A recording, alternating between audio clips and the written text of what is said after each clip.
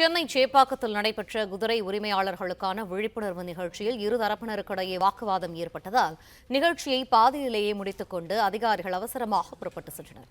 இது தொடர்பான கூடுதல் தகவல்களை எமது செய்தியாளர் ஜெபசன் வழங்க கேட்போம். ஜெபசன், இந்த வாக்குவாதத்திற்கான காரணம் என்ன? விரிவான தகவல்களை பதிவு பண்ணுங்க.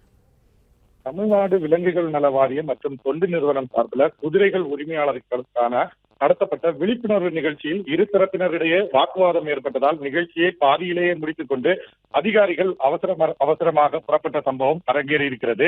சென்னையில் குதிரைகளுக்கு, அதாவது குதிரை வைத்திருக்கக்கூடிய உரிமையாளர்களை அழைத்து அவர்களுக்கு விழிப்புணர்வு ஏற்படுத்தும் விதமாக நிகழ்ச்சியானது சேப்பாக்கத்தில் நடைபெற்றது.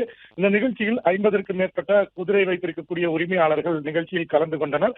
இந்த நிகழ்ச்சியில் பேசிய போது தொண்டு நிறுவனத்தை சார்ந்த ஒருவர் பேசும்போது குதிரைகளை முழுமையாக பாதுகாக்காமல் அதை வைத்து பலர் பிழைப்பு நடத்துவதாக பேசினார். அத்தோடு குதிரைகளை பாதுகாப்பான இடத்தில் வைக்க வேண்டும், அதற்கு முறையான உணவுகள் அளிக்க வேண்டும். இது இல்லாததன் காரணமாக பல குதிரைகள் சென்னையில் சுற்றுவட்டார பகுதிகளில் இறந்து போயிருக்கிறது என்ற தகவலை பதிவு செய்தார். உடனடியாக குதிரை உரிமையாளர்கள் அப்படி நீங்கள் கூறுவது தவறு என்று கூறிக்கொண்டு அவர்களும் வாக்குவாதத்தில் ஈடுபட்டார்கள்.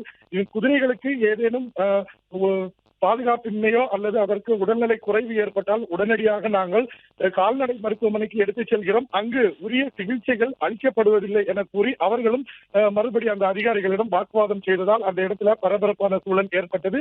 அங்கிருந்த ஆய்வாளர் ஒருவர் உடனடியாக இருதரப்பையும் சமாதானம் செய்ததோடு அந்த பகுதியில் இருந்து இருவரும் சமாதானப்படுத்த முயற்சித்தார். ஆனால் இருவரும் சமாதானமாகாததால் நிகழ்ச்சி உடனடியாக முடிந்து கொண்டு அதிகாரிகள் அங்கிருந்து புறப்பட்டு சென்றனர்.